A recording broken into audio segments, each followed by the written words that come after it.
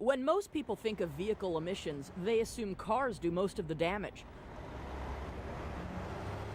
But environmental advocates say it's actually commercial trucks that are largely to blame. Making matters worse, freight traffic on roadways is expected to double by 2050. So we need to look at near zero or zero emission technologies, and we need to transition that from just cars to goods movement to trucks to freight. Enter the eHighway of the future, which involves the electrification of trucks and select highway lanes via overhead electrical lines. Think of modern-day trolley and light rail systems, but with commercial trucks.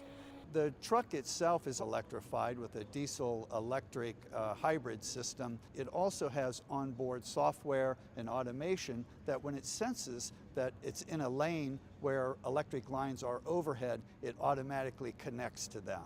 Currently being tested in Germany, pilot truck electrification lanes are already being planned in California to connect its ports and cargo centers. The reason? To provide emission-free, noise-free transportation of goods on heavily traveled, albeit short segments of roadways. These trucks are designed to use both electricity and diesel power and will automatically switch to electric mode when they detect and attach to the overhead lines. Once the truck leaves the lines, it's back to diesel.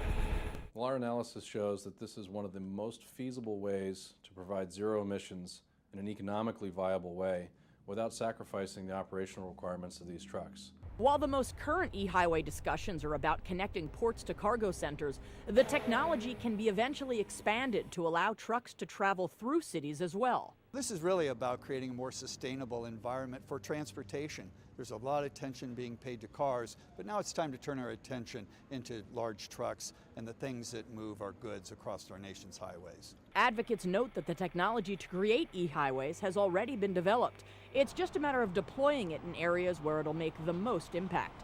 I'm Kate Brooks.